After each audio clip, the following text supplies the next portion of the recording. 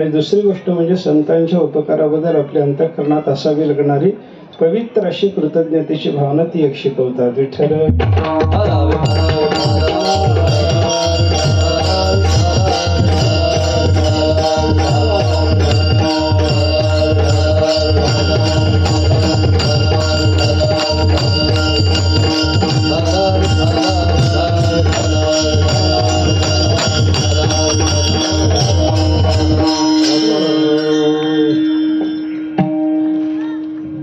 साधू पुरुषाच्या उपकाराचं वर्णन आणि साधू पुरुषाच्या उपकाराच्या बद्दलची आपल्या अंतःकरणातली पवित्र असणारी कृतज्ञतेची भावना या दोन गोष्टी तुकाराम महाराजांनी या अभंगातून आपल्याला सांगितलेल्या पाहायला सापडतात.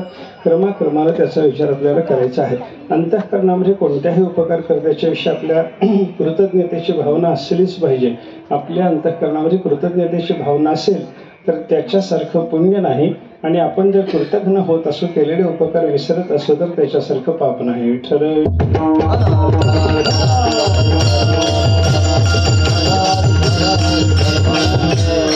ज्याचा उपकार झालेला आहे त्याच्या उपकाराचं स्मरण असणं याला कृतज्ञता म्हणतात, आणि आपल्यावर ज्याचे उपकार आहेत त्याचे उपकार विसरणं याला कृतज्ञता म्हणतात. अशी कृतज्ञता आणि कृतज्ञता परस्पर विरोधी दोन भावना मनुष्याच्या अंतःकरणामध्ये त्याच्या चांगलेपणावरून वाईटपणावरून त्याच्या अंतःकरणात निर्माण होत असलेले आपल्याला पाहायला सापडतात. एखादा मनुष्य दुष्ट वृत्तीचा असला तर तो कृतज्ञ असू शकतो, आणि एखादा मनुष्य सज्जन वृत्तीचा असला तर तो केलेल्या उपकाराचं स्मरण ठेवतो, म्हणजे कृतज्ञ असतो. त्याच्या अंतःकरणातली जी वृत्ती आहे तिला कृतज्ञता म्हणतात. याच्यातली कृतज्ञता नावाची जी वृत्ती आहे ती पुण्याची आहे, आणि कृतज्ञता नावाची जी वृत्ती आहे ती महापापाची आहे. विठ्ठल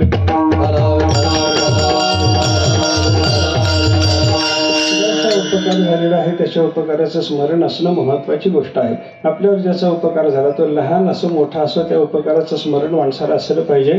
त्या दृष्टीनं आपल्याला ज्यानं एक अक्षर शिकवण्याचाही उपकार केलेला आहे अशा मनुष्याला माणसाने गुरु मानावं असं शास्त्र सांगतं. एकही अक्षर शिकवणाऱ्या माणसाला गुरु मानायचं जर असेल तर समग्र शास्त्र ज्यानं शिकवलं त्याच्याबद्दल कृतज्ञ असणं किती पापाचे विचार करा. विठ्ठल एकाक्षर प्रदातरम योगुरु नाभिमन्यते षष्टिवर्ष सहस्राणी विष्ठायन जायते कृमी हे असा परिणाम त्याच्याकरता सांगितलेला आहे. ज्यानं एक अक्षर शिकवणाऱ्या माणसाला गुरु मानलं नाही अशा मनुष्याला 60,000 वर्षपर्यंत नरकात खितपत पडावं लागतं असा विचार जर शास्त्र सांगत असेल तर याच्यातून काय लक्षात घ्यायचं आहे? ज्यानं एक अक्षर शिकवलं त्याचाही उपकार आहे, आणि त्याचाही असलेला उपकार स्मरणात ठेवून तो आयुष्यभर डोक्यावर मिरवला पाहिजे. विठ्ठल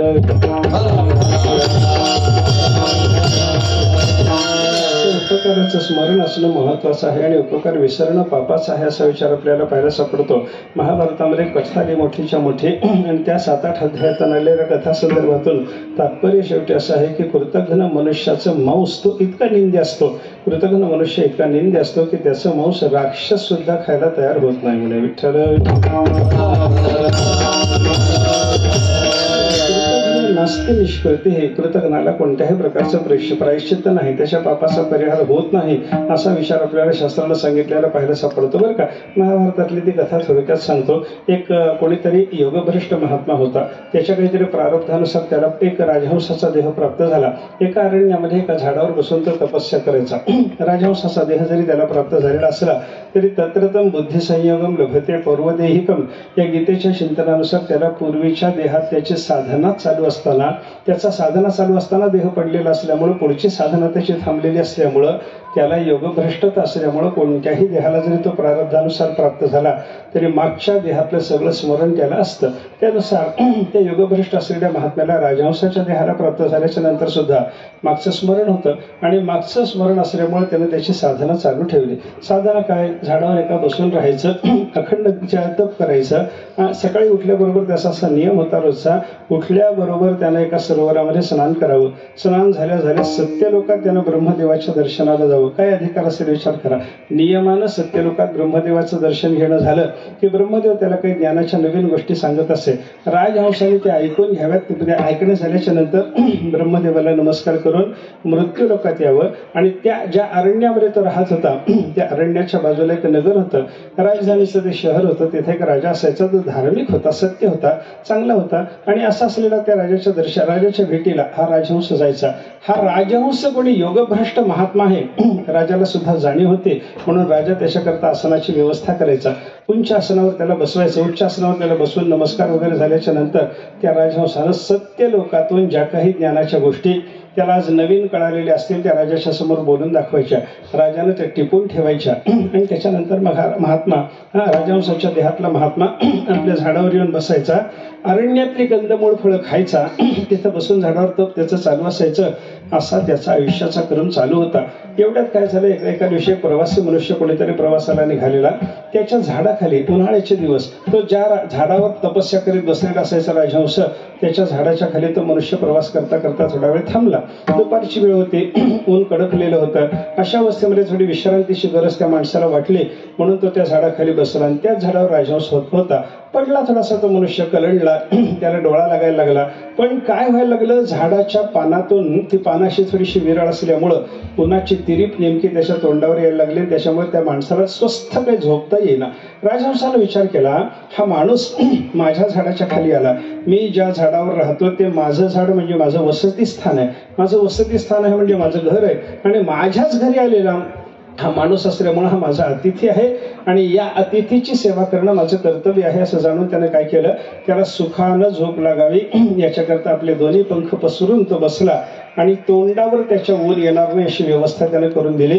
2-3 तास चांगली गाढ झोप झाली, विश्रांती झाली. पुन्हा ताजातवाना होऊन उठला आणि पुढच्या प्रवासाला लागायचं. संध्याकाळची वेळ होत आलेली होती.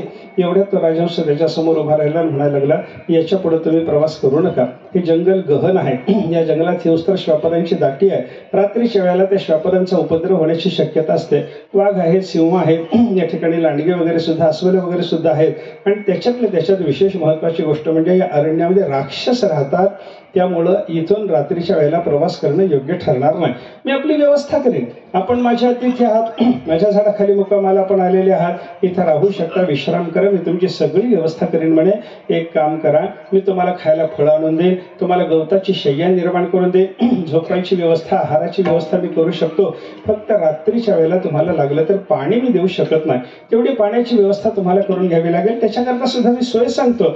इथं जवळ सरोवर आहे. ज्या सरोवरात रोजचं माझं स्नान चालतं. जिथलं पाणी मी पितो त्या सरोवरावर तुम्हाला घेऊन चालतो. आत्ता पाणी पिऊन घ्या. रात्रीच्या वेळेला पाण्याची गरज पडली, उन्हाळ्याचे दिवस आहेत, एखाद्या वेळेला रात्रीला पाणी लागण्याची शक्यता आहे. त्याच्यामुळे मी तुम्हाला काय करतो, म्हणे मोठी मोठी 2 पानं आणून देतो झाडाची. त्या पानाचा एक मोठा द्रोण तयार करा, त्या द्रोणामध्ये पाणी भरून घ्या, मग माझ्या मुक्कामाच्या ठिकाणी चला म्हणे. त्याला त्या पाण्यावर नेलं. त्याला 2 अशी सागाच्या पानासारखी मोठमोठाली पानं आणून दिली. त्या पानाचा द्रोण करून द्यायला सांगितलं, घ्यायला सांगितला. तो पानाचा द्रोण घेऊन त्या माणसाला घेऊन त्या सरोवरावर गेला. तो राजहंस, इथं पाणी पिऊन घ्या म्हणे. फार स्वच्छ पाणी, निर्मल पाणी, मानस सरोवरासारखं इथलं पाणी आहे. मी राजहंसच आहे. त्या मानस सरोवरामध्ये रमण्याच्या ऐवजी मी या सरोवरात रमलो. याचा अर्थ असा, तिथे इतकी स्वच्छता या पाण्याला आहे, तिथल्या इतकीच मधुरता या पाण्याला आहे, म्हणून मी इथं रमलो म्हणे. आपण हे पाणी पिऊन घ्या. त्यानं पाणी पिऊन घेतलं. त्या माणसानं पाणी पिऊन घेतलं. त्याला सांगितलं, रात्रीच्या करता हा द्रोण भरून घ्या. पाण्याने तो द्रोण भरून घेतला. निवासस्थानी त्या माणसाला राजहंस घेऊन आला. त्याला चांगली चांगली मधुर मधुर झाडाची फळं तोडून आणून दिली. खायला दिल्याच्या नंतर त्याचं पोट भरलं, तृप्त झाला, पाणी प्यायला, विश्रांती घेऊन आला. राजहंसानं त्याला काही ज्ञानाच्या गोष्टी सांगितल्या, थोडंसं श्रवण करायला सांगितलं. प्रवासात कशा कशा अडचणी येतात त्याच्याबद्दलच्या थोड्याशा सूचना केल्या. त्या अडचणी कशा निवारण करायच्या त्याच्याबद्दलचे उपायही त्याला थोडेसे सांगितले. सांगितलं तर विश्रांती घे, सकाळी उठून पुढच्या प्रवासाला लाग म्हणे, काही काळजी करू नको असं सांगून राजहंस थोडासा झोपला. हाही झोपला. तिथंच बाजूला राजहंस झोपलेला, हा तिथंच बाजूला झोपलेला. सकाळ उजाडले, पुढच्या प्रवासाला लागायचं. हा मनुष्य काही सज्जन नव्हता, दुष्ट वृत्तीचा होता. त्या माणसाच्या मनामध्ये विचार आला, याच्या पुढचा प्रवास आपला जंगलातून आहे म्हणे. आणि जंगलातून प्रवास करताना या राजहंसासारखा कोणी आपल्यावर परोपकार करणारा, आपल्याला जगवणारा, आपल्याला अन्न पाण्याची शय्येची व्यवस्था करून देणारा दुसरा कोणी भेटायचा नाही. आता पुढच्या प्रवासात 2-4 दिवस या जंगलातून प्रवास जो करावा लागणार आहे, या प्रवासात खाण्यापिण्याची व्यवस्था आपल्या सोबत काहीतरी असावी असा विचार मनात आल्याबरोबर त्या दुष्ट माणसाने विचार केला. मनात त्याच्या असं आलं, हा राजहंस चांगला धष्टपुष्ट दिसतो म्हणे, आपण याला मारावं, याच्या शरीराचं मांस काढावं, ते इथंच भाजून घ्यावं आणि तो मांसाचा गोळा आपल्याला 2-4 दिवस पुरू शकतो असा विचार करून त्यानं तो त्या राजहंसाला मारलं. त्याची चोच कापली, त्याचे पाय तोडून टाकले, त्याचे पंख उपटून टाकले, त्याचं मांस काढलं, लाकडाच्या काठ्या इकडच्या तिकडच्या जंगलात पसरलेल्या जमा केल्या, तिथंच अग्नी चेतवला. त्या अग्नीवर ते मांस भाजून घेतलं, थोडंसं खाल्लं आणि बरोबर 4 दिवस प्रवासामध्ये उपयोगी पडेल अशा पद्धतीनं तो मांसाचा गोळा त्यानं पानामध्ये झाडाच्या बांधून घेतला आणि तो प्रवासाला पुढच्या लागला. इकडं काय झालं, 2-3 दिवस झाले राजाला भेटायला राजहंस आलाच नाही. त्याचा नियम काय होता, रोज स्नान करणे, सत्यलोकात जाणे, ब्रह्मदेवाकडून ज्ञानश्रवण करणे, ते ज्ञानश्रवण सगळ्याच्या सगळं राजाला सांगणे आणि मग आपल्या झाडावर जाऊन तपस्या वगैरे आपल्या दिनकर्माला लागणे, हा त्याचा रोजचा प्रकार होता. पण 2-3 दिवस पर्यंत तो राजहंस राजाच्या भेटीला जेव्हा आला नाही, राजाला काळजी वाटली. म्हणून राजानं सांगितलं आपल्या सेवकांना, जा रे बघा म्हणे, तो राजहंस योगभ्रष्ट असलेला महात्मा, आपल्याला रोज भेटायला येणारा, आपल्याला रोज ज्ञानाच्या नव्या नव्या गोष्टी सांगणारा, 2-3 दिवस झाले म्हणे त्याची भेट नाही, दर्शन नाही, काय झालं असेल बघा. तो ज्या झाडावर राहतो, ज्या जंगलात राहतो, तिथं जाऊन पहा, त्याला काही अडचण आहे का पहा, त्याच्याकडे कोणी पाहुणे आले का पहा, त्याला काही मदत पाहिजे का पहा, त्याचं काही घातपात झाला का पहा. 3-4 दिवस झाले तो येणार नाही, असं व्हायचं नाही म्हणे. असं म्हणल्यानंतर राजाचे सेवक जंगलात गेले, इकडं तिकडं पाहिलं, ज्या झाडावर तो असायचा त्या झाडाच्या ठिकाणी पाहिलं, तो दिसत नाही. असं पाहिल्याच्या नंतर आजूबाजूला थोडंसं ओरडून हाका मारून त्याला बोलावण्याचा प्रयत्न केला. पण बोलावण्याचा प्रयत्न करूनही राजहंस जेव्हा दिसेना, येईना, त्याचा आवाजही ऐकू येईना, तेव्हा त्या माणसाने इकडं तिकडं थोडंसं जागेत पाहायला सुरुवात केली, इथं काही दिसतं का, काही चिन्हातून तो राजहंस त्याचं काय झालं असावं या संबंधातला आपल्याला काही कयास करता येतो का, तर्क लावता येतो का, असं त्यांचं पाहणं चालू झालं. तेव्हा त्यांना राजहंसाची तुटून पडलेली चोच दिसायला लागली, पाय तुटून पडलेले दिसायला लागले, पंख तुटून पडलेले दिसायला लागले, अग्नी चेतवलेला दिसायला लागला. आणि याच्यावरून त्या माणसाने अनुमान असं लावलं की ज्यार्थी ही सगळी सामग्री या ठिकाणी उपलब्ध आहे, त्यार्थी त्या राजहंसाचा कुणीतरी नाश केलेला आहे. मारलं त्याला, त्याचे पंख उपटून टाकले, त्याची चोच उपटून टाकली, त्याचे पाय उपटून टाकले आणि त्याला मारलेला आहे हे लक्षात आल्याच्या नंतर त्या राजाच्या सेवकांनी काय केलं, आपल्या राजाचा हा प्रिय हंस असल्यामुळं, या राजहंसाच्या संबंधानं राजाच्या अंतःकरणात फार मोठं प्रेम असल्यामुळं हे सगळे अवयव नेऊन राजाला दाखवून त्याच्या नाशाची वार्ता सांगावी, असं त्या लोकांनी विचार केला.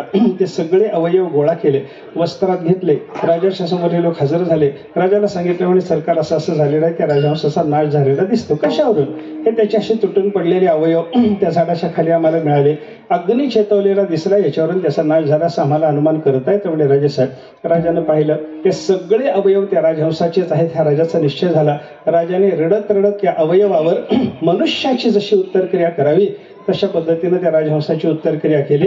आणि ती करून झाल्याच्या नंतर राजानं सांगितलं आपल्या सेवकांना, ज्या कोणी दुष्टानं आमच्या या राजहंसाला मारलेला आहे त्याचा शोध घ्या म्हणे, त्याला शिक्षा केल्याशिवाय मला समाधान होणार नाही, असं सांगितल्याच्या नंतर राजाचे सेवक चारी दिशेला फिरायला लागले. आणि त्या 2-4 दिवसामध्ये त्या माणसाला त्यांनी पकडलं, राजाच्या समोर हजर केलं. राजाच्या समोर हजर केल्यानंतर राजाने दटावून त्याला विचारलं म्हणे, अशा राजहंसाचा तो नाश केला का? त्यानं सांगितलं, हो केला. मग त्या राजहंसाने तुला काही त्रास दिला होता का? तो माणूस म्हणायला लागला, अजिबात त्रास दिला नव्हता. मग त्या राजहंसाने तुला त्रास दिला नव्हता तर त्याला तुझ्यावर काही उपकार वगैरे त्याचा संबंध काही आला का? त्यानं उलट माझ्यावर उपकारच केला म्हणे. मग त्यानं जर तुझ्यावर उपकार केला होता तर त्याला तू मारलं का? त्याच्याबद्दल उत्तर देताना तो दुष्ट म्हणायला लागला, पुढच्या प्रवासामध्ये खायला काही मिळणार नाही म्हणून राजहंसाला मारून त्याच्या शरीराचं मांस मी भाजून आपल्या बरोबर घेतलं होतं. हे सगळे शब्द राजाने ऐकले. राजा म्हणायला लागला, अत्यंत नीच मनुष्यच म्हणे तू, तुला शिक्षा झाली पाहिजे, तुला प्राणदंड मिळाला पाहिजे. राजाने आपल्या सेवकाला सांगितलं, याला मारा. याला मारल्याच्या नंतर याच्या शरीराची उत्तरक्रिया करू नका, याच्या शरीराचे तुकडे करा आणि याच्या शरीराचं मांस कोल्या कुत्र्याला खायला गावाच्या बाहेर टाकून द्या म्हण. राजाच्या सेवकाने आज्ञेप्रमाणे काम केलं. त्या माणसाला मारलं, त्याचं शरीर कापलं, त्याच्या मांसाचे तुकडे कोल्ह्या कुत्र्याला खाण्याकरता म्हणून गावाच्या बाहेर टाकून दिले. आणि 8 दिवसाच्या नंतर गावामध्ये दुर्गंधी पसरली. दुर्गंधी यायला लागल्याबरोबर राजाने विचारलं, कशाची दुर्गंधी हे पहा रे. एवढा वास यायला लागला, घाणेरडा वास येतोय, रोगराई होण्याची शक्यता आहे गावामध्ये, काय आहे कारण या दुर्गंधीचं? थोडं शोधलं पाहिजे. दुर्गंधीचं कारण काय आहे याचा शोध घ्या म्हणल्यानंतर राजाचे सेवक शोधायला गेले. जिथं ते मांस टाकलं होतं तिथं मांस पाहून आले. ते मांस सडत चाललं होतं. ते मांस कोणी खात नव्हता. तिथं कोल्हे होते, तिथं कुत्रे होते, घारी गिधाडे होते, सगळे होते. ज्यांच्याकडून असं रानात पडलेलं मांस खाल्लं जातं असे सगळे पशु आणि सगळे पक्षी त्या ठिकाणी होते.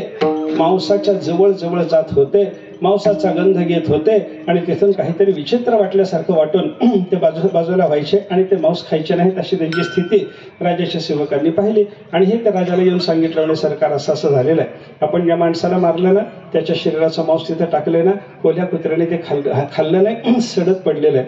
राजाने सांगितलं, कोल्हे कुत्रे तिकडे येत नाहीत का? सगळे मांसभक्षी प्राणी तिथे येतात, सगळे चतुष्पाद मांसभक्षी तिथे येतात, सगळे आकाशात विहार करणारे मांसभक्षी पक्षी तिथे येतात, त्या मांसाजवळ जातात, पण कोणी मांसाला अजून तोंड लावलेलं नाही. हे सांगितल्याबरोबर राजाने सांगितलं, आता काय करायचं? आपण तर त्याच्या शरीराची उत्तरक्रिया होऊ द्यायची नाही असं ठरवलेलं आहे. त्याच्या शरीराचं मांस कोल्ह्या कुत्र्याने खावं याच्याकरता ते टाकून दिलेलं होतं, पण कोल्ही कुत्री जर ते मांस खात नसतील तर त्या मांसाची विल्हेवाट लागली पाहिजे. राजाने काय केलं, त्या सेवकांना सांगितलं, एक काम करा म्हणे, आपल्या जवळच्या या जंगलामध्ये काही राक्षस राहतात, त्या राक्षसांना बोलावून आणा, राक्षस मांस खातात, त्यांना आपण हे मांस खायला सांगू. राजाच्या सेवकांनी राक्षसांना आणलं. राक्षस राजापर्यंत आले. राजाने त्यांना सांगितलं, आपण राक्षस जातीचे ना? हो. मांस खाताना? हो. माणसाचं खाताना? हो. सडलेलं खाताना? हो. अतिशय कुजलेलं घाण झालेलं इतर कोणताही प्राणीच्या मांसाला तोंड लावणार नाही असंही मांस तुम्ही खाताना? राजाने एवढी बारकाईने सगळी चौकशी केली. ते म्हणाले, हो. मग आमच्याकडे असं सडलेलं कुजलेलं मांस आहे, ते मांस तुम्ही खाणार का? ते म्हणाले, मांस पाहिल्याशिवाय मला सांगता येत नाही. तुम्ही सडलेलं, विटलेलं, कुजलेलं, आतापर्यंत तुम्ही जे जे विचारलं त्या सगळ्या विकल्पाला आम्ही होकार दिला, पण जे मांस खायला सांगणार आहात ते या विकल्पाच्या पेक्षा थोड्याशा काही विशेषणानं वेगळं होत जर असेल तर त्याच्याबद्दल आम्हाला थोडासा विचार करावा लागणार आहे. काय विचार? त्यांनी सांगितलं, आम्हाला मांस दाखवा. राजाने सांगितलं, यांना त्या मांसापर्यंत न्या. त्या राक्षसांना राजाच्या सेवकांनी मांसापर्यंत नेल्यानंतर त्याच्यातल्या 4-2 राक्षसांनी ते मांसाचे तुकडे उचलले, नाकाला लावले, टाकून दिले. राजाला सांगा, हे मांस आहे, हे माणसाचं आहे, हे सडलेलं आहे, हे विटलेलं आहे, हे कुजलेलं आहे, आम्हाला खायला हरकत नव्हते, पण हे मांस कृतघ्न मनुष्याचं असल्यामुळे आम्ही खात नाही म्हणे. विठ्ठल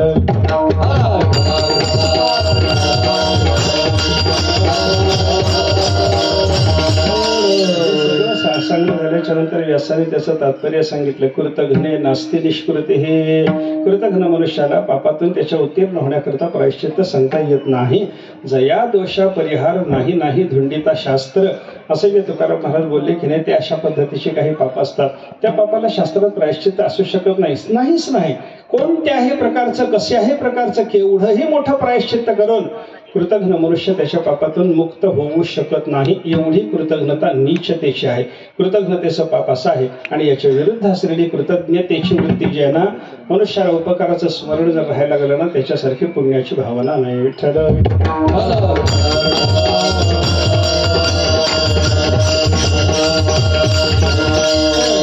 कृतज्ञता आणि कृतज्ञतेचा भेद लक्षात घेतल्याच्या नंतर आपल्याला काय लक्षात घ्यायचं आहे? माणसाला कृतज्ञ असावं, कृतज्ञ होऊ नये. कृतज्ञ मनुष्याच्या पापाला अंत नाही अशी त्याची अवस्था असल्यामुळं कृतज्ञता चांगली नाही. साधू पुरुषांनी आपल्यावर, इतर सामान्य माणसाच्या उपकाराच्या बद्दल जर आपण कृतज्ञ असावं, तर साधू पुरुषांनी आपल्याला केलेले जे उपकार आहेत ते तर विशेष असल्यामुळं त्या उपकाराच्या बद्दल आपल्या अंतःकरणात कृतज्ञतेची भावना असली पाहिजे, असं महाराजांचं या अभंगात आपल्याला शिकवणं आहे. पहिल्यांदा महाराजांनी काय केलं? साधू पुरुषाचा उपकार सांगितला, संताचा उपकार सांगितला. त्यांनी आम्हाला निरंतर जाग केलं हे त्या उपकाराचं स्वरूप सांगितलं आणि त्या उपकारातून उतराई होता येत नाही असं म्हणून त्यांच्याबद्दल निरंतर कृतज्ञ राहण्याची भावना महाराज या अभंगातून व्यक्त करतात. त्याचा आपल्याला विचार करायचा आहे. पहिल्यांदा उपकाराचं चिंतन करा. उपकाराचा विचार करताना माझ्यासमोर उपकाराच्या संबंधाने 3 मुद्दे आहेत. पहिला मुद्दा आहे उपकार म्हणजे काय. दुसरा मुद्दा माझ्या समोरचा आहे, उपकारात काही प्रकार आहेत का. आणि तिसरा मुद्दा माझ्या समोर आहे, या उपकाराला काही संसार किंवा परमार्थात फल आहे का. विठ्ठल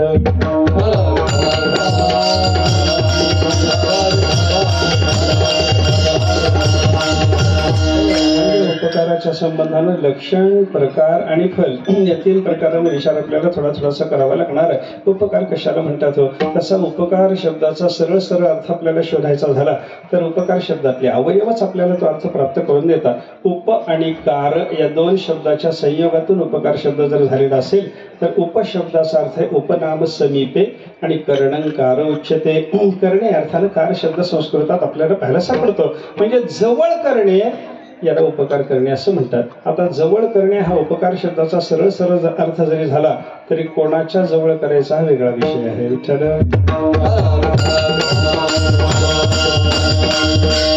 जवळजवळ माझा पहिला मुद्दा संपून गेला. उपकार कशाला म्हणायचं? जवळ करणे याला उपकार करणे असं म्हणतात. दुसऱ्या मुद्द्यात मला आता सरायचं आहे, उपकारात ते प्रकार आहेत का त्याचा विचार करताना कोणाच्या जवळ करणं, ज्याच्या जवळ करायचं असतं असे दोनच पदार्थ आपल्याला जगामध्ये पाहायला सापडतात. एक परमात्मा नावाचा पदार्थ आहे आणि दुसरा संसार नावाचा पदार्थ आहे.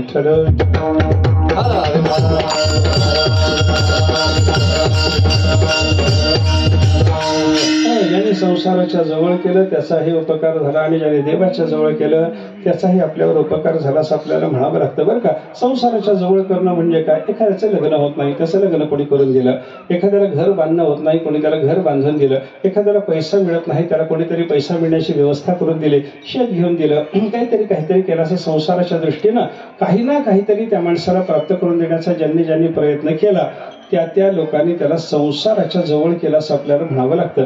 ज्यांनी घर घेऊन दिलं त्याला संसाराच्या जवळ केलं, ज्यानं पैसा प्राप्त करून दिला त्याने संसाराच्या जवळ केलं, ज्यांनी बायको मिळवून दिली त्यानं संसाराच्या जवळ केलं, ज्यांनी नवरा मिळवून दिला त्यांनी संसाराच्या जवळ केलं. संसारातलं जे काही असेल त्याच्या जवळ करण्याचा ज्यांनी प्रयत्न केला त्याचा उपकार झाला, त्यांनी संसाराच्या जवळ केलं. आणि संतांचा विचार जर आपण पाहायला लागलो तर संत एकाही सांसारिक तत्वाच्या जवळ आपल्याला करत नाही, ते देवाजवळ सोडतात.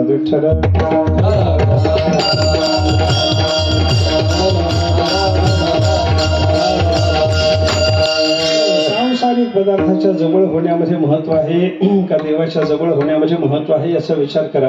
संसारी लोकांनी आपल्याला सांसारिक वस्तूच्या किंवा व्यक्तीच्या जवळ केलं, कोणी वस्तूच्या जवळ केला असेल कोणी व्यक्तीच्या जवळ केला असेल, पण सांसारिकच ना. वस्तू झाली काय व्यक्ती झाली काय, ज्याच्या जवळ करण्याचा संसारी व्यक्तीने प्रयत्न केला त्या सगळ्याच्या सगळ्या वस्तूला किंवा व्यक्तीला आपल्याला सांसारिक वस्तू सांसारिक व्यक्ती म्हणजे संसार असंच म्हणावं लागतं. आणि संसाराचा विचार करा आणि देवाचा विचार करा. जगातल्या बाकीच्या लोकांनी आपल्याला जे जवळ केलं ते संसाराच्या जवळ केलं आणि संत महात्म्यांनी आपल्याला जे केलं ते देवाच्या जवळ केलं. संसाराच्या जवळ होणं महत्वाचं का देवाच्या जवळ होणं महत्वाचं याचा विचार करा. संसाराच्या जवळ होण्यामध्ये कोणालाही सुख नाही बरं का. संसारात सुख आहे का? दुःख बांधवडी आहे हा संसार. सगळ्या साधू पुरुषांनी हेच सांगितलं आपल्याला बरं का. यात सुख नाही त्यात सुख नाही,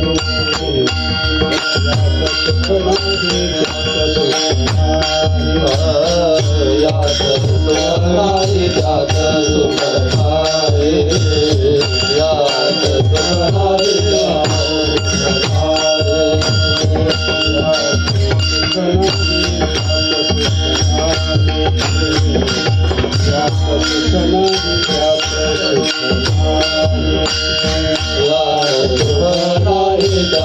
सुख नाही, यात सुख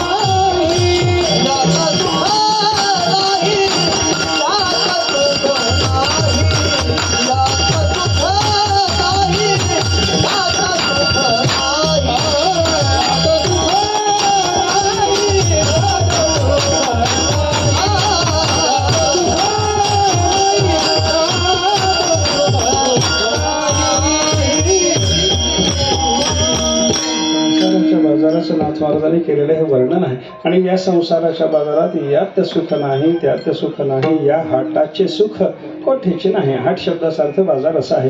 या हाटाचं कुठेही सुख आपल्याला दिसणार नाही, यातही सुख नाही त्यातही सुख नाही असं महाराज म्हणतात बरं का. आता यात आणि त्यात म्हणजे कशामध्ये? विहित विषयातही सुख नाही, निषिद्ध तर नाहीच नाही. इहलोकातल्या विषयात सुख नाही तसं परलोकातल्या विषयात सुख नाहीच नाही. असा विचार करताना आपल्याला कोणत्याही प्रकारचा विषय तुम्ही विचारात घ्या. दिव्य भोग पहा, सामान्य भोग पहा, कुठल्याही विषयाच्या बाबतीमध्ये जर आपण विचार करायला लागलो यात सुख नाही त्यात सुख नाही, म्हणजे संसारात कुठेही सुख जर नसेल तर ज्यांनी आपल्याला संसाराच्या जवळ केलं त्याचा उपकार शब्दातून आपल्याला अर्थ विचारात घेताना उपकार झाला म्हणावं लागतं, पण तो उपकार महत्वाचा नाही. विठ्ठल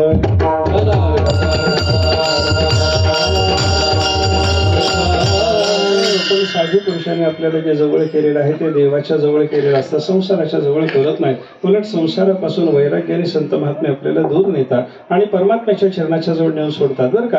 आणि परमात्मा आपलासा करून घेण्यामध्ये मनुष्याला सुखाचा लाभ असतो असे वर्णन संतांनी केलेलं आहे बरं का. आपुला तो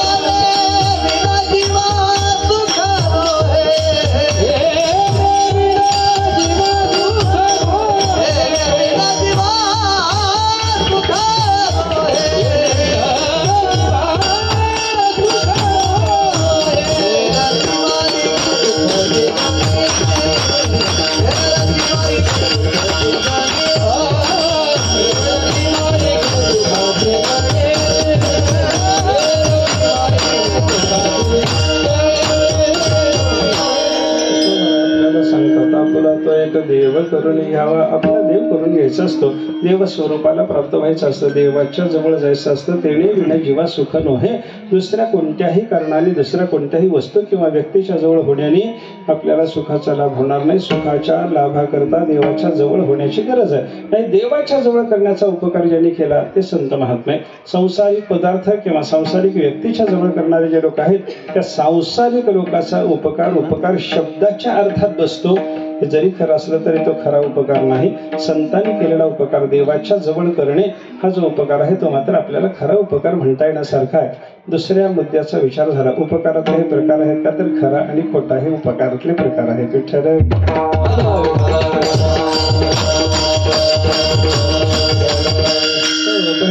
पहिला मुद्दा होता उपकार म्हणजे काय. उपकाराचं लक्षण आपण थोडंसं उपकार शब्दातून पाहण्याचा प्रयत्न केला, पण थोडा विस्ताराने जर विचार करायचा झाला तर आपल्याला उपकाराच्या बद्दल असं म्हणता येतं, आपल्या जवळ जे आहे, ऐका, उपकार शब्दाचा मी अर्थ थोडासा विस्ताराने सांगायला लागलो. आपल्याकडे जे आहे, जे आपल्या मालकीचं आहे, आपलं स्वतःच जे आहे त्याच्यात स्वतःचाच वाटा नसून जगाचा वाटा आहे या भावनेनं आपल्या जवळचं सगळं वितरित करत राहणं याला उपकार म्हणतात. विठ्ठल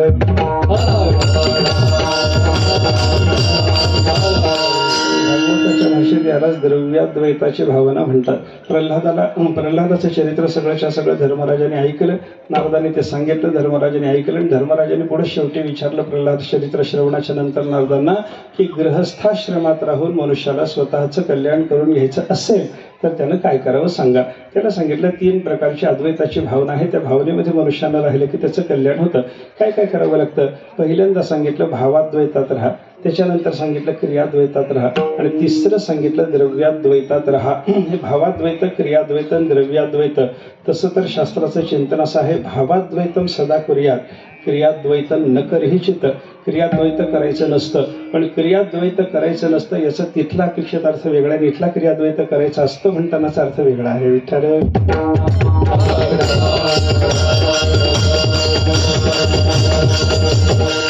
सर्वत्र परमात्मा भावना करावी, ह्या भावाद्वैतात असावं, पण सर्वत्र एका पद्धतीनं भजावं असं नसतं. इथं क्रियाद्वैत न करहिचित कुर्यात याचा अर्थ अशा पद्धतीचा आहे. म्हणजे उदाहरणानं जर सांगायचं झालं तर विद्या विनय संपन्ने ब्राह्मणे गविहस्तिनी शुनिचैव श्वपाकेच पंडिताः समदर्शिनः.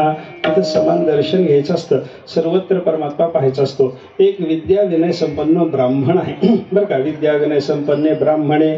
दुसरी गाय आहे, तिसरा हत्ती आहे, चौथा कुत्रा आहे आणि त्याच्यानंतर शेवटचा पाचवा चांडाल आहे. कुत्रा शिजवून खाणारा तो प्राणी आहे, माणूस आहे.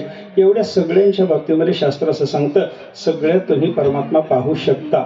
विद्या विनय संपन्न ब्राह्मणातही परमात्मा पाहता येतो, ऐका, गायीतही परमात्मा पाहता येतो, कुत्र्यातही परमात्मा पाहता येतो, हत्तीतही परमात्मा पाहता येतो, चांडाळातही परमात्मा पाहता येतो. सर्वत्र परमात्मा भावना करणं याला भावाद्वैत म्हणतात. पण ह्या भावाद्वैतात राहताना सगळ्याशी समान व्यवहार करता येतो का सांगा मला. विद्या विनय संपन्न ब्राह्मण एक आहे आणि एक कुत्रा आहे, या दोघं किंवा दुसऱ्या पद्धतीनं बघा, गाय आणि कुत्रा दोन्ही ठिकाणी परमात्मा पाहता येतो. हे जरी खरं असलं तरी गायीच्या संबंधात जशी क्रिया करायची तशीच क्रिया कुत्र्याबद्दल करता येते का सांगा. विठ्ठल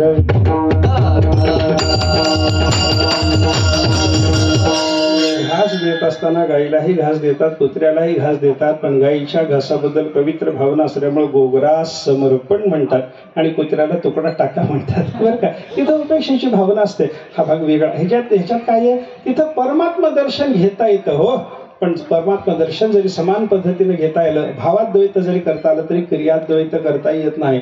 उदाहरण बघा तुम्ही, हत्ती आणि कुत्रा याच्यामध्ये आपल्याला समजा काही सन्मान प्राप्त झाला आणि आपली मिरवणूक काढायची झाली तर हत्ती आणता की कुत्रा आणता हो? काय आणता सांगा, काय आणता सांगा. हत्तीवर बसूनच मिरवावं लागतं, कुत्र्यावर बसून कोणी मिरवणूक काढत नाही. बरं, आपल्याला पांडुरंगाला अभिषेक करायचा झाला तर गाईच्या दुधाने करता का कुत्र्याच्या दुधाने करता? गाईच्या दुधानेच करावा लागतो. क्रियाद्वैत चालत नाही, भावाद्वैत मात्र असलं पाहिजे असं अन्यत्र चिंतन आहे. पण नारदाने धर्मराजाला सांगत असताना भावाद्वैतही करा, क्रियाद्वैतही करा आणि द्रव्याद्वैतही करा असं सांगितलेलं आहे. त्याचा अर्थ थोडासा पाहू. विठ्ठल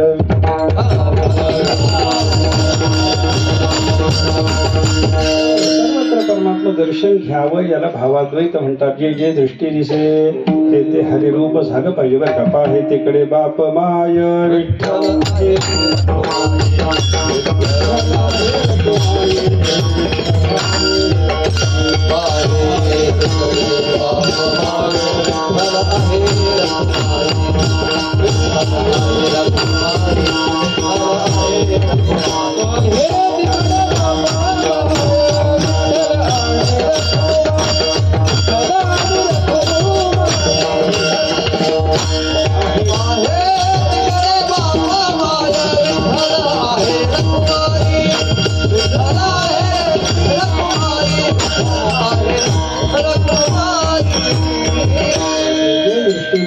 ते हरिरूप किंवा पाहे तिकडे बाप माय विठ्ठल आहे रखुमाई. अशा पद्धतीने सर्वत्र परमात्मा दर्शन होणं. सर्वाभूती पाहे एक वासुदेव पुसोनी आठावा हंतेचा वासुदेव सर्वमिते स महात्मा सुदुर्लभ. अशा भावाला प्राप्त होणं याला म्हणतात भावाद्वैत. त्याच्यानंतर क्रियाद्वैत सांगितलं. क्रियाद्वैत म्हणजे काय आहे, आपण जी जी कोणती क्रिया करू ती परमात्म्याला समर्पण करणं याला क्रियाद्वैत म्हणतात. जे जे काही करीतो देवा ते ते सेवा समर्पे. देवा माझ्याकडून जी कोणती क्रिया होईल ती क्रिया मी तुला समर्पण करतो. क्रिया समर्पण के झालं पाहिजे बरं का. यत करोषे यत अश्नाशी यत जुहोशी ददासी यत तपस्यसी कौंतेय तत्पुरुष मदर्पणम. देवाने स्वतः सांगून ठेवलेलं असल्यामुळे ते सगळं देवाला दिलं पाहिजे. याच्यातही कसं केलं बघा. देवाने काय काय सांगितलं. यत करोशी यत अश्नाशी या दोन लौकिक क्रिया सांगितल्या आणि पुढच्या सगळ्या वैदिक क्रिया आहेत. लौकिक क्रिया झाली तरी देवाला समर्पण करा आणि वैदिक क्रिया झाली तरी देवाला समर्पण करा. आमचे गुरुजी तर विनोदाने असं सांगत असत, माणसाने भांडण झालं तर ती क्रिया सुद्धा कृष्णार्पण करावी, भक्ती होऊन जाते म्हणे. विठ्ठल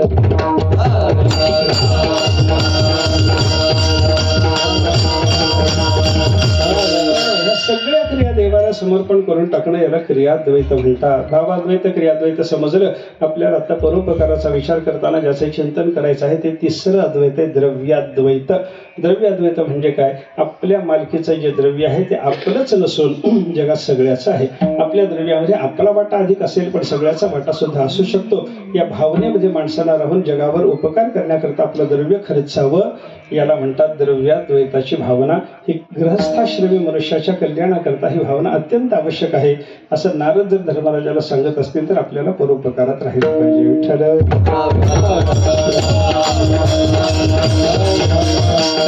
आपलं आहे ते सगळ्याच्या सगळं सगळ्याला दिलं पाहिजे. याला म्हणतात परोपकार. दुसऱ्यासाठी म्हणून द्यायचं. आपलंच आहे पण ते सगळ्याच्यासाठी द्यायचं. मी नेहमी उदाहरणाने याच्याकरता असं सांगतो. आपल्या घरी समजा 5 माणसं असतील तर माणसं जेवाय करतात, स्वयंपाक जे करतात घरामध्ये तो किती माणसाचा करतात सांगा ना. तुम्ही किती जणांचा करता. तुमच्या घरी 5 माणसं असतील तर तुम्ही किती जणांचा स्वयंपाक करता बोला ना. किती जणांचा करतात बोला की. मला तुम्ही बोलल्याशिवाय बोलता येत नाही मला पुढं, म्हणून तुम्हाला विचारतो. 5 माणसं असतील, जेवायचं आहे आपल्याला, स्वयंपाक करायचा, किती जणांचा स्वयंपाक करता. 50.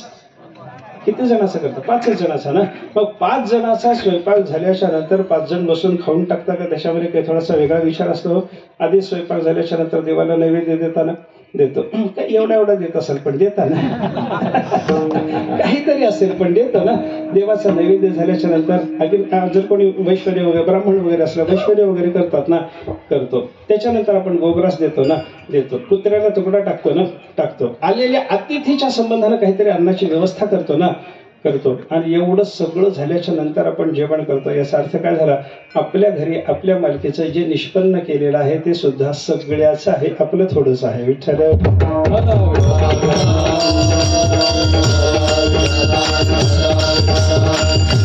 साधारण 200-300 वर्षापूर्वीची घडलेली घटना आहे. एक कोणी राजा होता, सामान्य राजा, एक मोठ्या भूभागाचा राजा.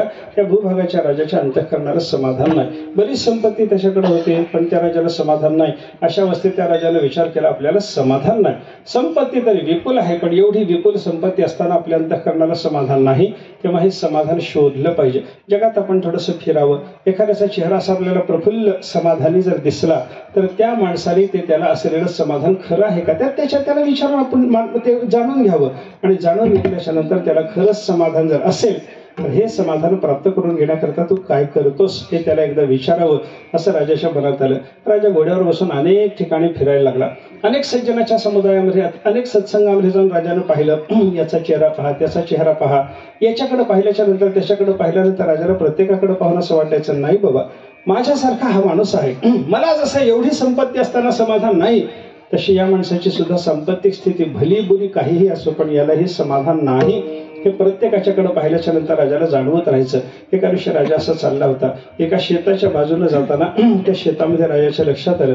त्या शेताच्या बाजूने जाताना शेतामध्ये काम करणारा एक मजूर आणि त्याची बायको दोघं काम करत होते. काहीतरी निंदण खुरपण चाललेलं होतं. आणि त्या माणसाच्या चेहऱ्याकडे पाहिल्याच्या नंतर राजाला जाणवलं याच्या चेहऱ्यावर विलक्षण समाधान. राजाने त्याला अलीकडे बोलावलं. तो माणूस आला. राजाला त्यानं नमस्कार केला. एवढा मोठा कोणीतरी माणूस दिसतो, मोठा अधिकारी असावा. त्यानं विचारलं आपण कोण आहात. त्यानं सांगितलं मी या देशाचा राजा. ठीक आहे म्हणे. नमस्कार केला त्यानं सांगितलं म्हणे मला कशाकरता बोलावलं. मला काम आहे, मला मजुरी करावी लागते. ती केल्याशिवाय मला खायला मिळत नाही, त्याच्यामुळे मला मजुरी करावी लागते. राजाने सांगितलं थोडा वेळ थांब, माझ्या काही प्रश्नाची उत्तर देऊन मग मजुरी करायला परत जा म्हणून. त्याने विचारलं लवकर विचार ना, काय विचारायचं असेल ते विचार. राजाने त्याला सांगितलं. त्याला विचारलं तुला समाधान आहे का.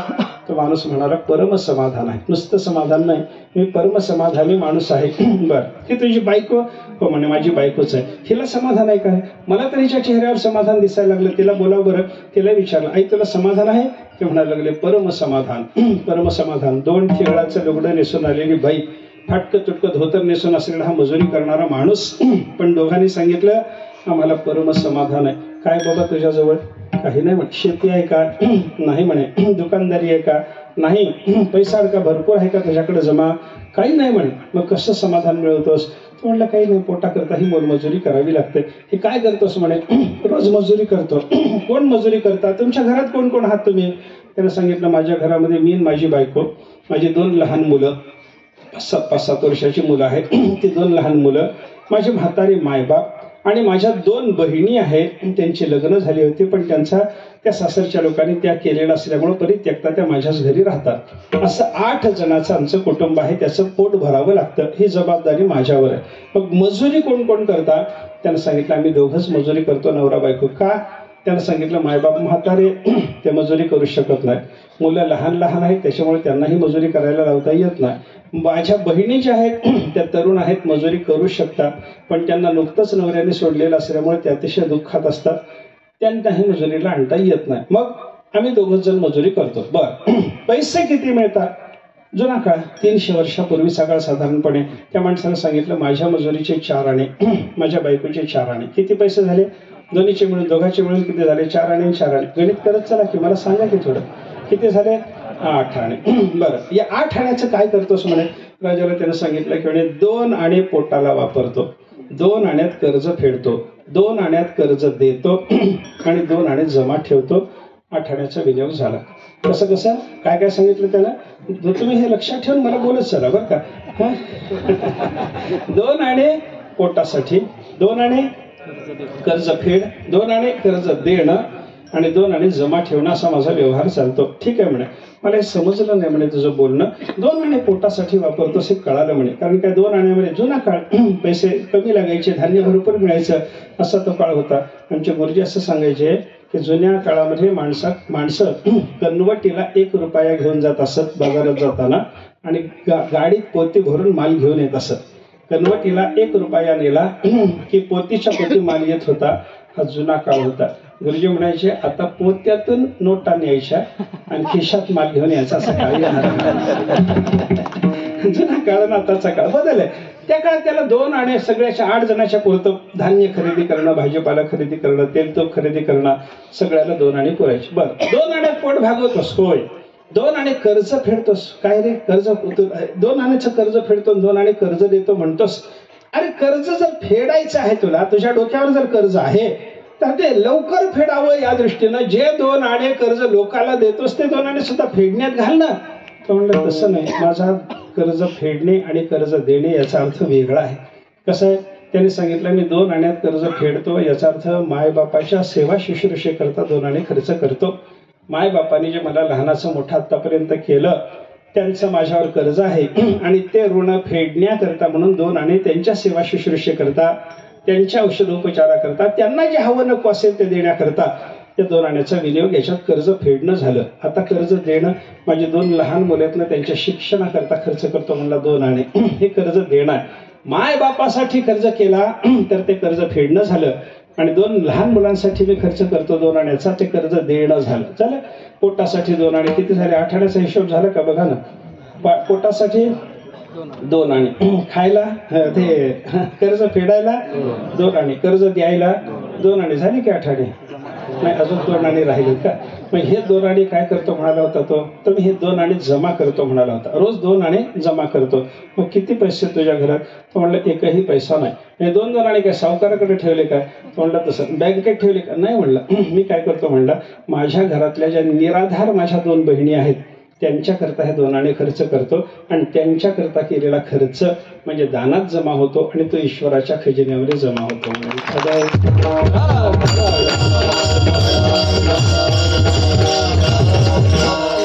असा माझा द्रव्याचा विनियोग असल्यामुळे मला पूर्ण समाधान आहे, परम समाधान आहे असं मी बोललो. असं राजाला त्यानं सांगितलं.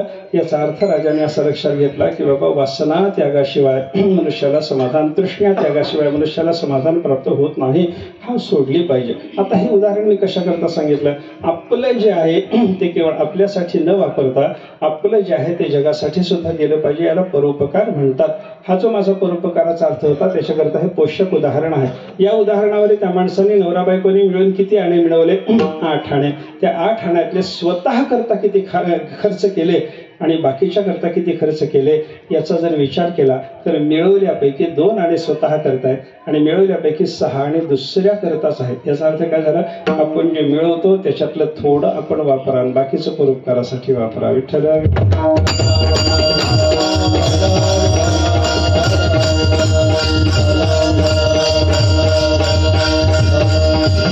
आपण परोपकार केला म्हणजे काय? परोपकारा करता आपल्याकडचं जे आहे ते सगळ्याच्या सगळं परोपकारा करता वापरा. विचार करा ना हो, आपण जमिनीमध्ये धान्य पेरतो. ऐका, आपण जमिनीमध्ये एक धान्याचा कण पेरल्याच्या नंतर जमीन आपल्याला एकच धान्याचा कण परत करते का काही जास्त देते? हो काय? एका बीजा केला नाश मग बघा.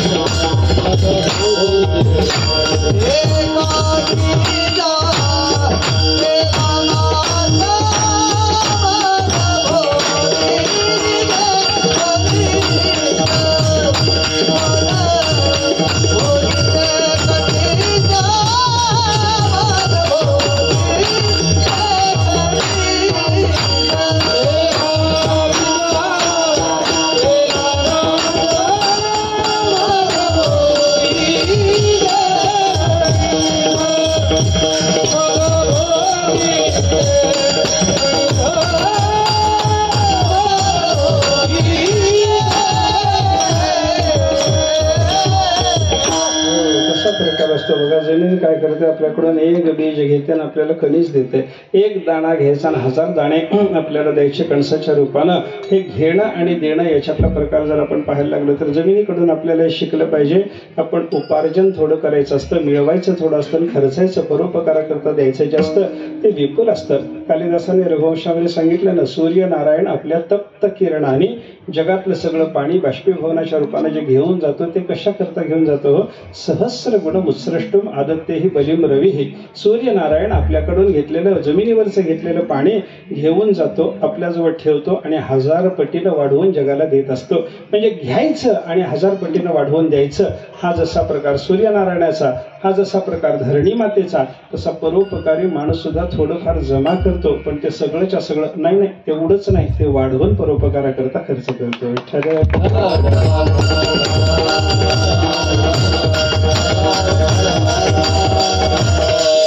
आपलं जे आहे ते आपलंच आहे असं नसून सगळ्या जगाचं आहे या भावनेनं सगळ्या जगाला देत जाणं याला म्हणतात परोपकार. ही परोपकाराची भावना पुण्याची आहे. परोपकारामध्ये खरा खोटाचे 2 प्रकार आहेत. आता तिसरा मुद्दा माझा विचाराचा थोडासा राहिला होता, मागं थोडंसं जाणं झालं. परोपकार शब्दाचा अर्थ पाहणं झाल्याच्या नंतर थोडंसं आपण मागे गेलो. आपल्याकडे जे आहे ते सगळ्याच्या सगळ्या जगाला वाटून देणं, परोपकार शब्दाचा थोडा विस्ताराचा अर्थ आपण पाहिला बरं का. आता बघा, आपल्याला परोपकाराचं फल काय मिळतं हा तिसरा मुद्दा मला विचारात घ्यायचा. संसार किंवा परमार्थामध्ये परोपकारी माणसाला काय प्राप्त होतं याचा विचार करा. परोपकार असा आहे तो संसारातही सफल आहे आणि परमार्थातही सफल आहे. परोपकार करणाऱ्या माणसाला संसारात काय मिळतं? त्याचा नावलौकिक होतो, कीर्ती प्राप्त होते. हे परोपकाराचं सांसारिक फल आहे आणि परोपकार करणाऱ्या माणसाला देव भेटतो, हे पारमार्थिक फल आहे.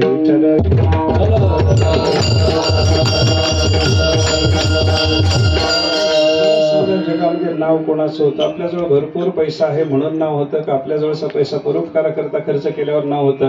कसे सांगा ना मला. परोपकाराकरता आपल्या द्रव्य जे काही आपल्याजवळ असेल ते सगळं परोपकाराकरता खर्च करणाऱ्या माणसाचं नावलौकिक होतं. मी तुम्हाला विचारतो, आपल्याला 2 नावं सांगतो, याच्यातलं कोणतं नाव तुम्ही प्रेमाने घेता मला सांगा. एक नाव आहे दुर्योधनाचं, दुसरं नाव आहे कर्णाचं. कर्णाचं नाव आवडीने घेता की दुर्योधनाचं नाव आवडीने घेता सांगा. बोला थोडंसं. दुर्योधन कोणी म्हणलं का? एकाने दुर्योधनाचं नाव घेतलं नाही. जे काही 4-2 माणसं बोलले ते कर्णाचंच नाव बोलले बरं का. एवढे लोक आहेत पण बोलले 4-2च. म्हणजे बाकीच्यांच्या मनामध्ये दुर्योधनाचं नाव आहे की काय अशी शंका यावी. पण ज्या अर्थी या मंडपात येऊन बसलात त्या अर्थी तुमच्या कोणाच्या मनात दुर्योधनाचं नाव येत नाही हे मी सांगू शकतो बरं का. दुर्योधनाचं नाव कोणाला आवडत नाही, कर्णाचं नाव घेतलं जातं. मला सांगा, दुर्योधन श्रीमंत आहे का कर्ण श्रीमंत आहे? दुर्योधन श्रीमंत आहे. अरे कर्णाकडे असलेली संपत्ती म्हणजे दुर्योधनानं दिलेली थोडीशी अल्पस्वल्प संपत्ती आहे, पण आपल्याकडे असलेली सगळी संपत्ती स्वार्थासाठी वापरणारा दुर्योधन आणि आपल्याकडे असलेल्या संपत्तीचा विनियोग परोपकाराकरता करणारा कर्ण असं असल्यामुळं कर्णाचं नाव सगळ्या जगात झालं. म्हणजे कीर्ती प्राप्त होणं हे परोपकाराचं फल आहे. एका गावामध्ये 2 मित्र होते. एक मित्र चांगला श्रीमंत होता, एक मित्र सामान्य होता. दोघांची मैत्री होते. सामान्य मित्र थोडासा परोपकारी वृत्तीचा होता आणि श्रीमंत मित्र जो होता त्याला मात्र सगळा स्वार्थ असायचा. भरपूर पैसे साठले आणि दोघांनी काहीतरी आपण बांधकाम करावं असं ठरवलं. त्याच्यामध्ये मोठ्या श्रीमंत माणसाने स्वतःला राहण्याकरता 100 खोल्याचं घर बांधलं राजवाड्यासारखं. आणि दुसरा जो गरीब मित्र होता त्यानं विचार केला, आपल्याला राहायला मोडकं तोडकं का होईना, पूर्वीचं घर आहे ना, कशाला अजून नवीन घराचा व्याप करायचा. आपण एक गावाच्या मंदिराच्या बाजूला आल्या गेल्या प्रवाशाची व्यवस्था व्हावी, यात्रेकरूची व्यवस्था व्हावी, मुक्कामाची व्यवस्था त्यांच्यासाठी असावी, याच्याकरता 2 खोल्याची धर्मशाळा बांधू. त्यानं 2 खोल्याची धर्मशाळा बांधली. संपलं, माझं उदाहरण संपलं. जगामध्ये 100 खोल्यावाल्याचं नाव पसरतं की 2 खोल्यावाल्याचं पसरतं, तुम्हीच सांगा मला. कोणाचं पसरतं? 100 वाल्याचं? नाही, 2 खोल्यावाल्याचं. त्याचं कारण काय? यानं 100 बांधल्या स्वार्थाकरता, यानं 2च बांधल्या परोपकाराकरता. विठ्ठल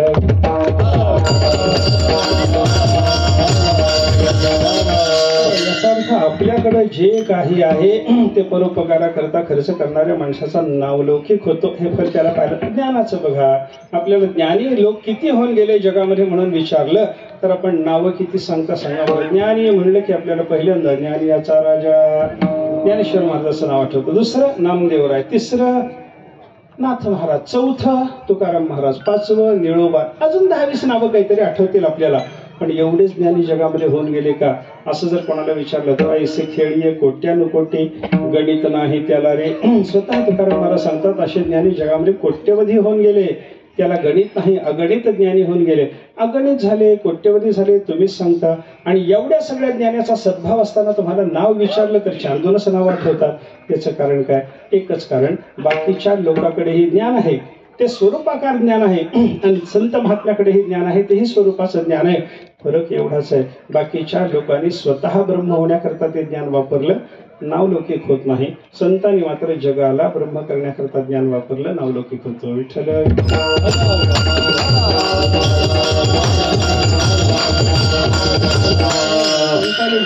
ज्ञानेश्वर महाराजांचं वर्णन ऐका ना. प्रगट गुह्य बोधे विश्व ब्रह्म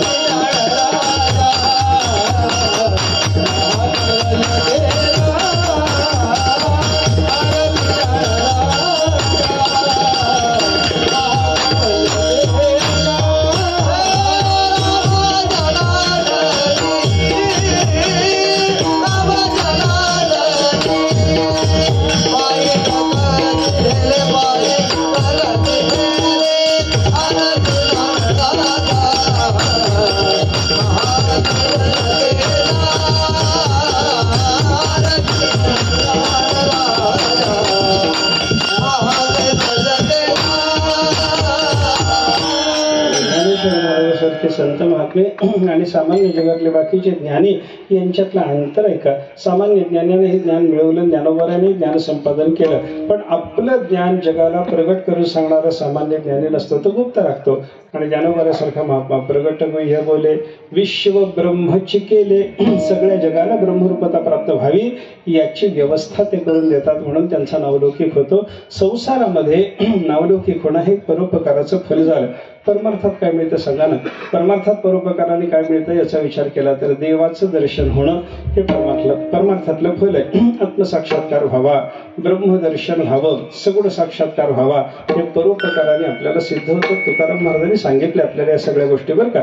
महाराजांनी एका अभंगामध्ये देवाच्या भेटीचे साधे सोपे उपाय सांगितले. तुझं व्हावा हे देव तरी हा सुलभ उपाव, तुला देव पाहिजे असला तर हा सोपा उपाय करून पहा म्हणतात महाराज.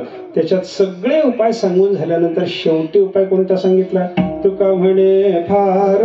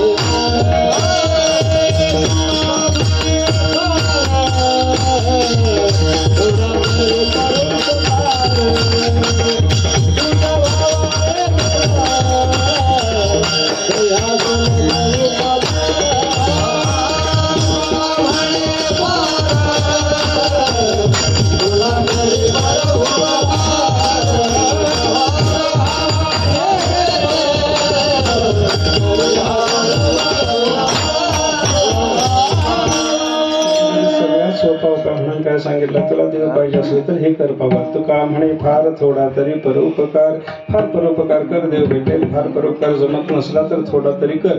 थोड्या तरी परोपकाराने कसा देव भेटायचा असं विचारलं तर त्याला उत्तर असं आहे, परोपकाराची बुद्धीला सुरुवातीला सवय नसते, म्हणून थोडा तरी परोपकार करायला सांगितलं. ते वळण वाढत गेलं की फार परोपकार घडतो. फार परोपकार घडला की चित्तशुद्धीद्वारा देव भेटतो. असं परोपकारानं देव भेटावा ही व्यवस्था आहे बरं का. परोपकाराने परमात्म्याचं दर्शन होतं, सगुण साक्षात्कारही होतो, तसं निर्गुण साक्षात्कारही परोपकारानं होतो. विठ्ठल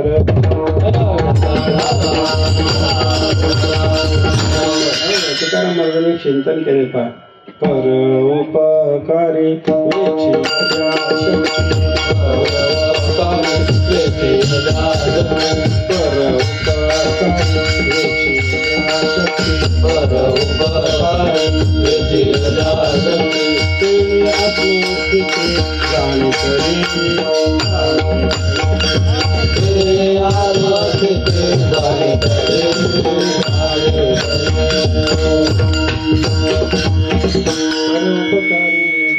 शक्ती त्याने आत्मस्थिती जाणीतली. परोपकारासाठी आपल्या ठिकाणच्या शक्ती खर्च करणारा, काया वाचा मनाचं बळ सगळं परोपकारा करता लावणारा असा जो महात्मा असेल तुकाराम महाराज सांगतात, त्याच्याकडे पाहिल्यानंतर आम्हाला असं लक्षात घेता येतं की त्याने आत्मस्थिती जाणीतली, त्याला आत्मस्वरूपाचा साक्षात्कार झालेला आहे असं आपल्याला म्हणता येतं.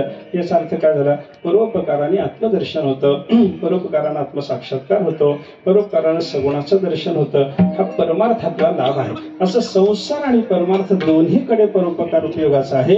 म्हणून प्रत्येक माणसानं आपल्या जीवनात परोपकार केला पाहिजे. परोपकार सगळ्यांनी करावा हे जसं सांगितलं तसं साधूचा अवतारच परोपकारासाठी झालेला असतो. येथे उपकारासाठी आले घरच्या वैकुंठी. वैकुंठ धामातून संत महात्मे जगात येतात कशा करता? परोपकारा करता. मग परोपकारा करता आलेले हे संत महात्मे त्यांचा जगावर उपकार आहे, उपकार आहे, उपकार आहे असं संत महात्मे अनेक वेळेला जेव्हा बोलले तेव्हा तुकाराम महाराजांना काही लोक विचारायला गेले, महाराज त्या संताचा उपकार सांगा तरी. त्याला महाराज पहिल्या शब्दात होता, काय सांगू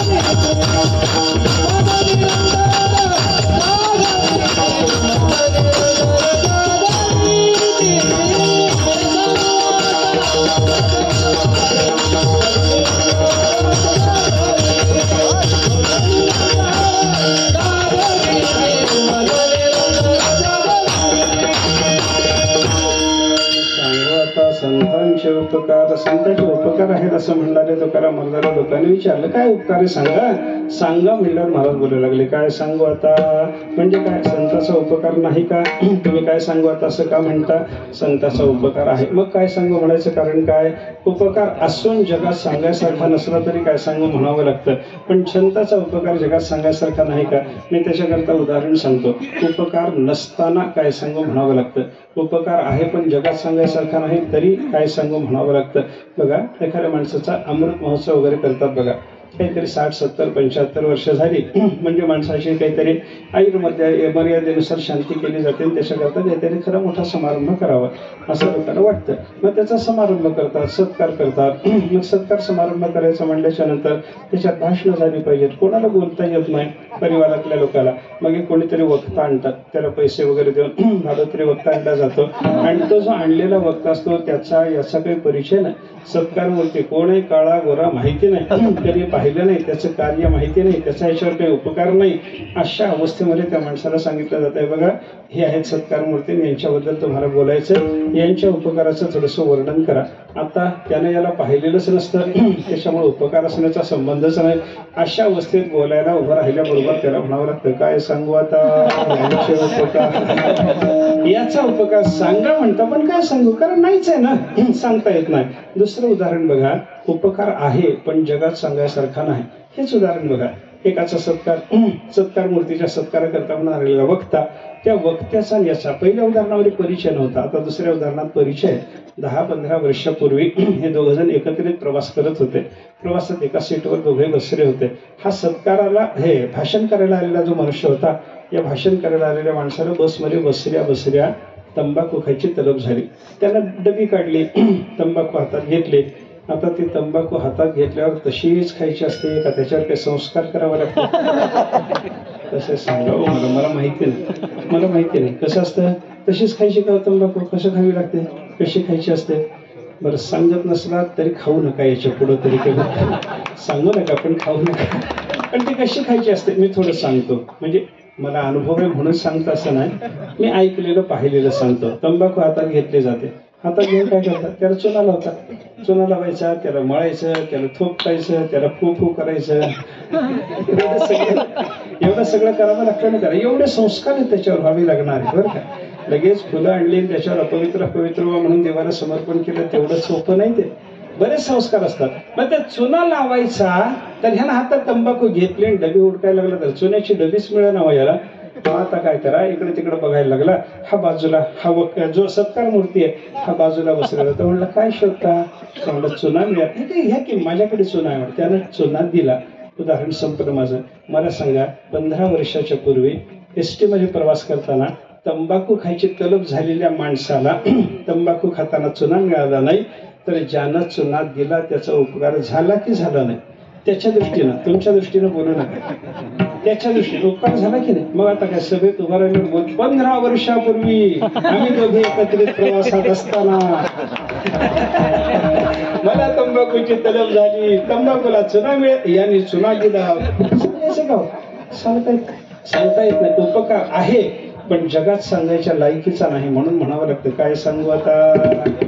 ऐक नाही, उपकार नसेल तरी काय सांगू आता येतो शब्द.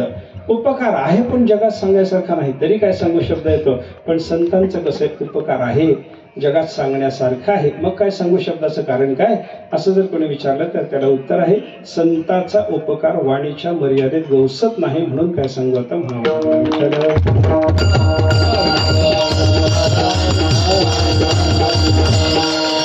काही गोष्टी अशा असतात त्याच्याबद्दल बोलता येतच नाही, अनुभवायच्या असतात बरं का. उदाहरण मी आपल्याला सांगतो. एखादा माणूस समजा वाटीमध्ये खडीसाखर घेतली आणि खायला लागला, तर त्याला आपण जाऊन विचारा काय आहे, त्याला उत्तर असतं खडीसाखर आहे. किती आहे, त्याला उत्तर असतं वाटीभर आहे, काहीतरी 200 ग्रॅम आहे, काहीतरी तो सांगेल आपल्याला. त्याच्यानंतर कशी आहे यालाही तो उत्तर देतो, गोड आहे. पण किती गोड आहे म्हणल्यानंतर उत्तर असतं का? किती गोड आहे, साखरेच्या गोडीच्या बद्दल किती गोड, याला उत्तर नाही. मग या प्रश्नाला उत्तर न देता तो मनुष्य खाणारा जर शहाणा असला तर तो काय करतो, आपल्या वाटीतल्या साखरेतून 2 दाणे आपल्या हातात देतो, म्हणतो खाऊन बघ तुझी तुला किती गोड आहे ते कळेल. याचा अर्थ काय आहे, साखरेची गोडी अनुभवाचा विषय आहे, बोलायचा विषय नाही. जशी साखरेची गोडी तसा संताचा उपकार असतो. साखरेची गोडी अनुभवता येते, संताचा उपकार अनुभवता येतो. साखरेच्या गोडीबद्दल बोलता येत नाही, संताच्या उपकाराबद्दल बोलता येत नाही. म्हणून काय सांगू आता, संताचे उपकार म्हणावं लागलं. पण असे हे संताचे उपकार काय सांगू तुकाराम महाराज म्हणण्याने जगाला कसे कळायचे, म्हणून लोकांनी सांगितलं महाराज तुम्ही असं म्हणू नका, थोडक्यात का होईना, अगदी मोडक्या तोडक्या शब्दात का होईना, परिपूर्णतेने नसेल तरी अगदी अपूर्णतेने का होईना संताच्या उपकाराचं थोडंसं वर्णन करा ना महाराज. महाराजांनी त्याच्याकरता सांगितलं, मज निरंतर जागविती हा संताचा उपकार आहे. संतांनी जाग केला हा संताचा उपकार जो आहे, त्या उपकाराच्या बद्दल अगदी थोड्या वेळात आपल्याला विचार करायचा आहे. एकदा प्रेमाने सर्वांनी भजन करावं.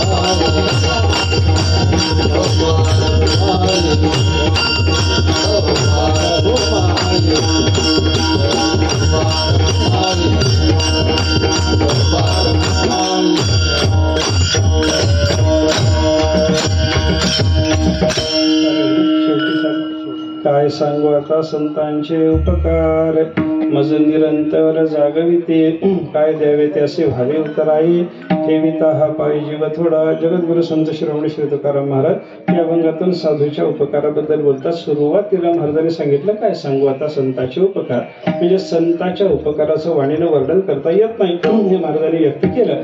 पण लगेच लोकांनी विचारल्यावरून थोडक्यात संतांच्या उपकाराचं वर्णन केलं. मज निरंतर जागविती, संतांनी जाग केलं हा संतांचा उपकार आहे. आता जाग करणं कोणाला असतं, जो झोपला त्याला जाग करावं लागतं.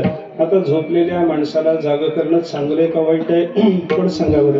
झोपलेल्या माणसाला जाग करावं की करू नये, तसं शास्त्र असं सांगतं, विनाकारण कोणाला झोपेतून विनाकारण कोणालाही जाग करायचं नसतं. पण दोन व्यक्तींना जाग करायला हरकत नाही असा विचार तुकाराम महाराजांनी आपल्याला सांगितलेला आहे. जेवायची वेळ झाली, भूक लागली आणि भूक लागून एखादा माणूस जर झोपलेला असेल तर त्याला उठवायला हरकत नाही. भूक लागून एखादा माणूस झोपतो, विठ्ठल एखादा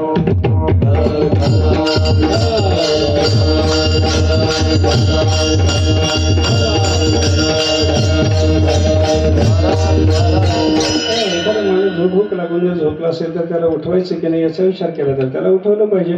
एखादा शेतकरी असतो, शेतामध्ये दिवसभर काबाड कष्ट करतो, राब राबतो, घरी येतो, संध्याकाळी घरी आल्याच्या नंतर त्याला भूक लागलेली असते. बायकोला म्हणतो भूक लागली का, भाकरी कर बरं. आणि तिचा स्वयंपाक होईपर्यंत पडल्या पडल्या बिचाऱ्याला जर झोप लागली तर बायकोनं काय विचार करावा, त्याला उठवून जेव घालावं की हा पती परमेश्वर आहे, त्याला झोप लागली, झोप लागल्याच्या नंतर याला उठवायचं कसं.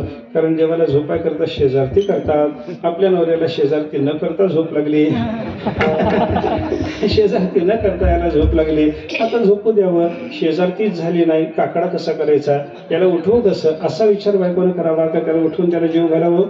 त्याला जर बायकोनं झोपलाय, झोपू दे झोपू दे झोपू दे असं जर म्हणत राहिली ते, आणि 2-4 दिवस तिने जर त्याला झोपू दिलं तर 5-6 दिवसाच्या नंतर कायमचा झोपतो, पुन्हा उठतच नाही बिचारा. त्याच्या पोटात अन्नच नाही म्हणल्याच्या नंतर उठेल कसा. याचा अर्थ काय झाला, भुकेजून जर एखादा माणूस झोपला असेल तर त्याला उठवायला हरकत नाही.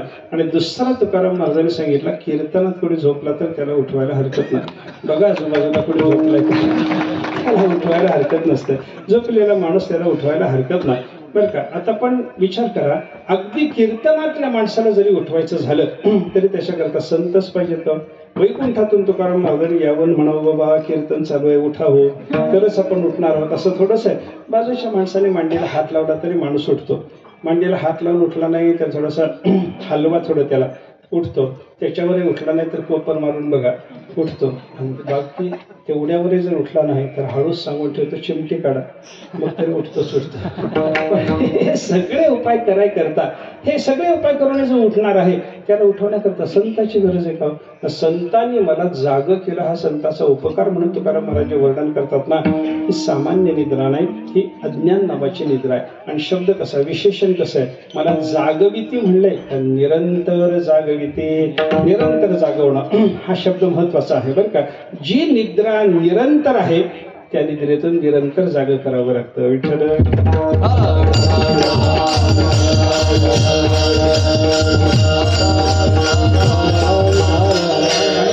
निद्रेचा विचार जर केला तर अज्ञान निद्रा ही निरंतर निद्रा आहे. मनुष्य जागा असला तरी अज्ञानात झोपून, स्वप्नात असला तरी अज्ञानात झोपून, आणि सुषुप्तीत असला तरी अज्ञानात झोपून आहे. म्हणजे जागृती, स्वप्न, सुषुप्ती सर्व अवस्थात आपल्या सोबत असणारी म्हणजे निरंतर असणारी निद्रा अज्ञान निद्रा, तिच्यातून संतांनी जाग केलं हे सांगण्याकरता तुकाराम महाराज म्हणतात, मज निरंतर जागविती हा संताचा उपकार झाला. या उपकाराच्या बदल्यात त्यांना जीव समर्पण करूनही तो उपकार फिटत नाही. महाराज दुसऱ्या चरणात बोलतात, काय द्यावे याची काय उतराई, काय द्यावे याची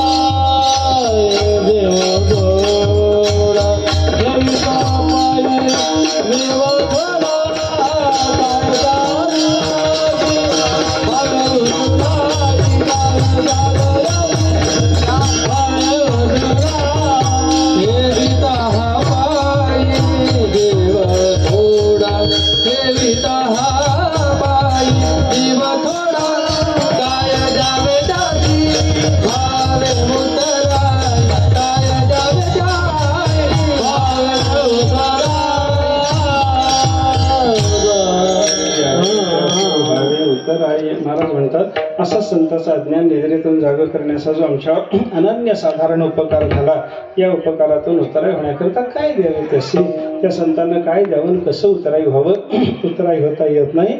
आपल्या जवळ असलेली सगळ्यात मूल्याची वस्तू म्हणजे आपला जीव, तो जरी संतांना समर्पण केला तरी ठेविता हा पायी जीव थोडा, तो जीवही थोडा पडावा अशी अवस्था आहे. आपण संतांना जीव समर्पण केला तरी तो थोडा पडतो. मग जीव समर्पण करूनही जो उपकार फिटत नाही तो दुसरं देऊन काय फिटणार आहे.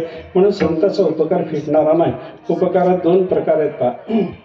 एक उपकार फिटणार आहे आणि एक उपकार फिटत नाही. उदाहरण मी आपल्याला सांगतो. आपल्याला आई दूध देते तिचा उपकार आहे आणि आपल्याला गवळी दूध देतो त्याचाही उपकार आहे. कोणाचा उपकार फेडता सांगा? गवळ्याच्या दुधाचा उपकार फेडता येतो का आईच्या दुधाचा उपकार फेडता येतो? आईनं जे दूध दिलंय ते 4-2 चमचेच होतं, पण गवळ्याने जे दूध दिलंय ते 100-200 लिटर होतं. पण ते 100-200 लिटर जरी त्यानं दिलेलं असलं तरी त्याचे पैसे देऊन त्याचे उपकार फेडता येतात. आईच्या 2 चमचे दुधाचेही उपकार आपल्याला जन्मभर तिची सेवा करून फेडता येत नाही.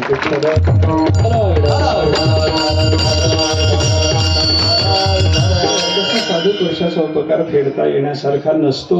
अज्ञानाच्या निद्रेतून त्याने जाग केलं, आपल्याला ब्रह्मस्वरूप दिलं आणि ब्रह्मस्वरूप घ्यायचं आणि जीव द्यायचा ही बरोबरी होत नाही. म्हणून ठेविता हा पायी जीव थोडा, हे अज्ञानाच्या निद्रेतून संतांनी जाग करून आपल्याला हा जो उपकार केला, हा उपकार करण्याकरता म्हणजे अज्ञानाची आपली निद्रा घालवण्याकरता संत महात्मे काय करतात?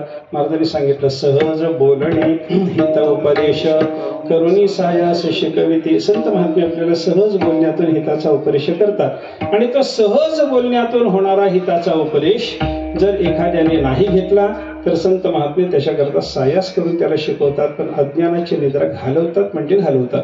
हा संताचा उपकार आहे. आता संतांनी आपल्याकरता सायास करावेत असा आपला संताचा काय संबंध आहे? तर तो माय लेकराचा संबंध आहे. हे गाय वासराच्या दृष्टांतातून महाराज शेवटच्या चरणात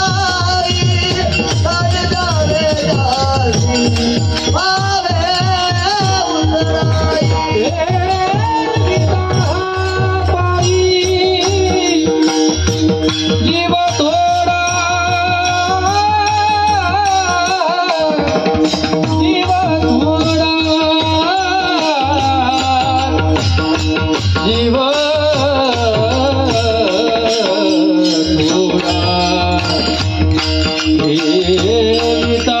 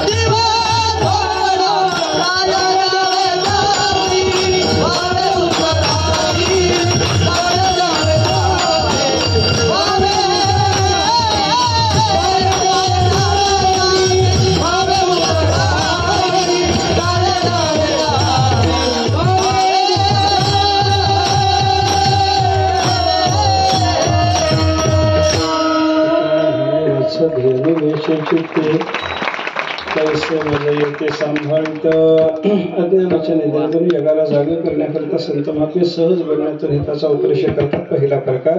आणि नाही सहज बोलण्यातून गेलेला उपदेश एखाद्याने जर घेतला नाही तर संत महात्मे त्याच्याकरता सायास करतात. आता सायास करावा, कष्ट करून संतांनी काहीतरी शिकवावं असा अपरण संताचा संबंध काय तर गाय वासरासारखा संबंध आहे. वत्स धेनू वेचेचे ते वत्स म्हणजे वासरू आणि धेनू म्हणजे गाय.